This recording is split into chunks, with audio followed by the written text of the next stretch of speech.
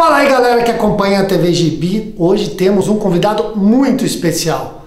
Deputado Roberto Freire, deputado federal, um cara que começou a sua vida dentro das quadras também. Teve contato com basquete aos 15 anos de idade e depois que ele viu o primeiro campeonato de basquete, ele não saiu mais das quadras e a bola laranja fez parte da vida dele. Hoje ele vai estar aqui conversando com a gente na TV Gibi, lembrando que o Roberto Freire sempre foi um cara que ajudou muito o basquetebol brasileiro, inclusive em busca de patrocínios para a Confederação Brasileira de Basquete e sempre acompanhando o basquetebol no mundo inteiro e, claro, dentro das escolas como um dos pontos principais, um dos pilares principais para que o esporte cresça no país.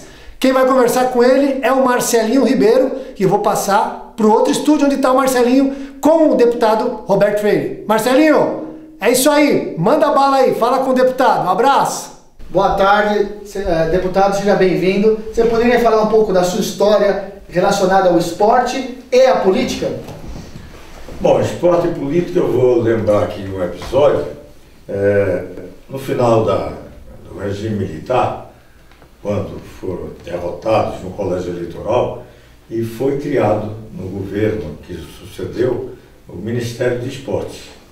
E eu me lembro que eu fiz uma reunião lá em casa, era deputado, tinha a participação muito ativa na luta contra o regime, aquela vitória, discutindo o que é que iriam fazer. E eu tive uma reunião com Juca Kfouri, João Saldanha e lá de Pernambuco, Fernando Menezes, que era também um jornalista esportivo. E com os três discutindo como criar esse Ministério dos Esportes. O que eu posso lamentar é que isso não foi adiante, apesar de levarmos algumas contribuições. Infelizmente, o Ministério dos Esportes no Brasil não foi algo que se destacasse mesmo alguns tempos depois. Ao contrário, tivemos até algumas gestões desastrosas. Mas é, de qualquer forma, algo muito importante, porque quem pensa, por exemplo, esse mundo do futuro, não pode deixar de levar em consideração, seja a indústria da cultura e também algo que começa a ser a indústria dos esportes. O Brasil precisa ter muita clareza de que isso é de fundamental importância, inclusive, para o nosso desenvolvimento. Mas eu aqui estou vendo e sei aqui do que vocês fazem e a importância, por exemplo, de divulgar, especialmente o basquete. Sim, o nosso projeto já tem 10 anos, teve início com Vladimir Marques, Edson Bispo dos Santos, Amaury Passos, entre outros que passaram por aqui. E diante desse exemplo e dessa experiência que nós tivemos com esses monstros sagrados do nosso esporte, a gente não pode deixar de esquecer que, pegando um gancho da sua colocação, a educação, o esporte e a cultura tem que caminhar junto. Olha, não tenha dúvida. Inclusive, uma das discussões que se tem e se teve bem recentemente foi com a ideia de, inclusive, diminuir o número de ministérios. Uma das discussões era de integrar tudo isso no Ministério da Educação. Sim. Tendo uma participação decisiva, a questão da cultura, uma secretaria própria, específica, uma secretaria da educação propriamente dita e uma do esporte. Isso em alguns países do mundo funciona assim, sem necessariamente, mas a gente tem um certo fetiche de criar ministérios. Não é bem necessário. O necessário é ter política efetiva. Até porque você pode ter um ministério e não ter nada. Não ter política, não ter recursos e não ter nem projeto. Agora, uma coisa muito interessante que vale ressaltar. O nosso projeto ele é apadrinhado pelo famoso e finado, o nosso governador, saudoso Mário Covas. Captando esse trabalho que foi feito durante esses 10 anos, o que o prezado deputado tem como plataforma ligado a projetos sociais, que faz com que, através do esporte, na modalidade de basquete, nós teremos uma inclusão social maior e gradativa para que esses meninos saiam da rua e percam essa ociosidade que eles têm. Olha, a primeira coisa é ter uma política esportiva no Brasil, e você não tem. Aqui, por exemplo, nós vamos discutir a Olimpíada, os esportes de resultado, e aquilo é como se fosse uma safra. E a gente não tem um plantio para ter safra permanente. Então não tem política. Política, por exemplo, de ter todas as escolas desse país a prática esportiva.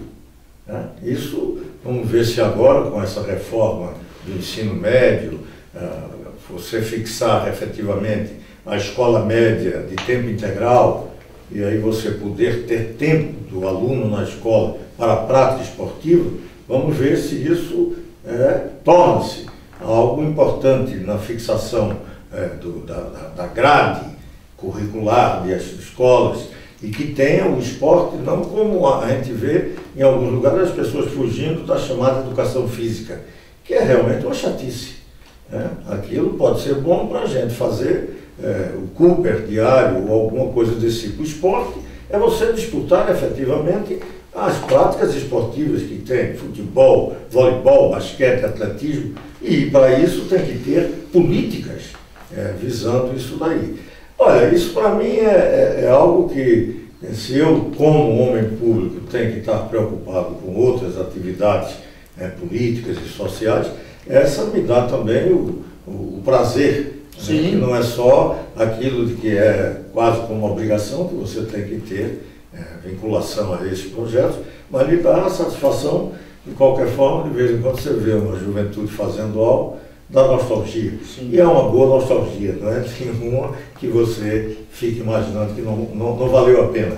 Valeu, e é algo que é marcante para todos nós que passamos por isso. Você é jovem e vai chegar lá, quando chegar, vai sempre lembrar disso como uma coisa muito importante, muito boa. Eu posso dizer, por exemplo, que eu joguei contra esses monstros sagrados, uma vez só, mas joguei. E aí você me lembra, eu estive aqui com o Edson dos Santos, aqui, nesse mesmo local, não nesse estúdio, mas aqui na sede, almoçando com ele. Eu acho que pouco anos depois, ou um ano ou 2 anos depois ele faleceu. Mas eu joguei contra ele, e joguei contra a Mauri, contra Vlamir, a seleção paulista, num campeonato nacional, 1962, em Fortaleza. E eu era da seleção pernambucana, e fomos para lá. Foi até um jogo que é interessante, porque a gente levou uma lavagem, mas São Paulo não fez 100, e parece que foi o único que ele não fez 100. É porque também foi um dos primeiros jogos, eles não estavam ainda em plena forma. Não estava engrenado, né? Quando engrenaram, só deram de 100.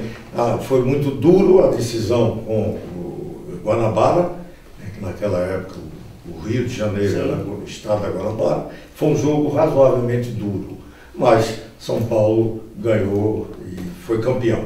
Eu sou a favor da globalização, eu não tenho essa ideia, sempre fui internacionalista. Eu gosto muito de olhar para as pessoas, mesmo que eu não entenda o que ela fala. Sim. Mesmo que ela possa ter uma cor da pele diferente da minha. Mas ela é um ser humano igual a mim, que coisa boa. O que acontece é que a cor da pele ou a língua que ela fala é o que menos interessa. O que interessa é o que ela proporciona de exemplo bom e o que ela construiu para que possa ser transmitido e multiplicado pelo mundo. Claro, isso é bom. Veja aí, eu não torci muito pela França, não.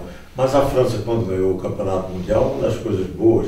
Esse é o primeiro? Esse agora. A última. Não, o primeiro eu não gostei nada, porque foi contra o Brasil. Passou por nós antes, aí foi danado. Mas aí, agora, já que ele já tinha, mas agora, mais especificamente, que o mundo está enfrentando problemas com os refugiados, imigrantes, e algumas vezes uma xenofobia, uma visão atrasada, e não entender que o infortúnio, vamos admitir, dos venezuelanos, fugindo do seu país para vir para o Brasil, eles não fazem isso porque estão no lazer ou satisfeitos. Ao contrário, aquilo é um infortúnio, aquilo dali é uma tragédia. É um infortúnio e é a única opção que eles têm. Eles têm, tudo bem. Então, nós precisamos ter uma visão para isso humana.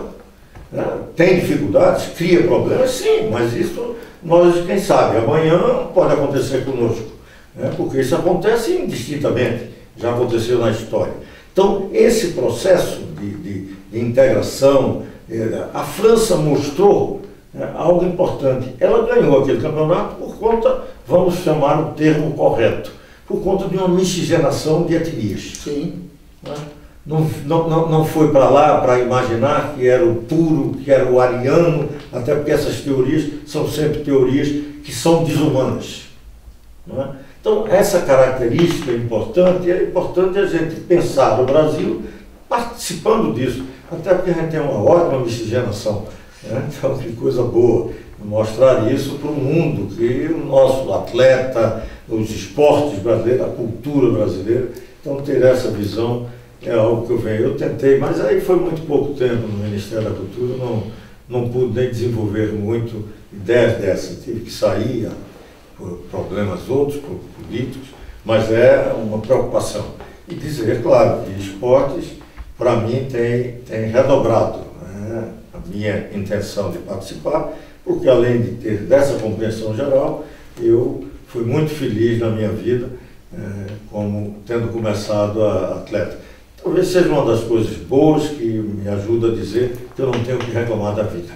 Deputado, você foi ministro da Cultura. Seguindo essa linha de raciocínio, o que você pode nos deixar e nos dar de exemplo para o nosso futuro?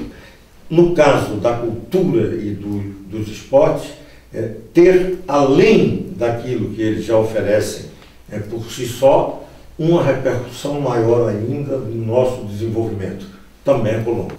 Então, ter essa preocupação e claro, dependendo do resultado da eleição, se tivermos no governo, vamos trabalhar um pouco melhor para que essa nossa visão possa ser compartida e discutida. Se porventura não ganharmos, vou me preparar para fazer oposição. Aliás, já fiz muita, não tem nenhum problema, não tem nenhum receio. A grande parte da minha vida política foi na oposição. E não era uma oposição qualquer, foi uma oposição à ditadura militar. Então, é algo que ensina muita coisa. E não tenha dúvida, se tivermos os riscos de alguns retrocessos ou algumas aventuras, porque uma eleição, e particularmente essa eleição presidencial, coloca um risco como esse, eu não tenho dúvida que estou preparado para fazer oposição, e boa oposição. Deputado, pela história que o senhor tem, se continuar sendo uma oposição com tanta cultura, com tanto embasamento, nós estaremos felizes porque saberemos que serão oposições que será para o benefício do público e da sociedade brasileira. Então fica aqui o nosso agradecimento, muito obrigado, pode contar com os votos dos nossos projetos de vida dos professores e com certeza na próxima entrevista você vai estar eleito e fazendo parte do governo. Sim, e aí a gente não precisa estar com certo cuidado de falar de compromisso, a gente vai ter que trabalhar. Sim. Muito obrigado a vocês, olha, é uma satisfação e agradecer especialmente ao Coimbra, meu conhecido lá desde Niterói, e a todos os que fazem aqui o Projeto GB e que amam os esportes. Muito obrigado. Muito obrigado. Em nome do Projeto GB, a gente agradece a presença do deputado Roberto Freire e a gente está presenteando ele com essa camiseta do projeto. Olha, agradeço. Tinha me perguntado que cor eu preferia. Ele dizia encarnado e preto, que é como a gente chamava as cores do esporte lá na época em que eu jogava lá no basquete. Mas como tinha preto, vale a pena, até porque é uma cor bonita e está presente na nossa história. Muito obrigado. Muito obrigado a você.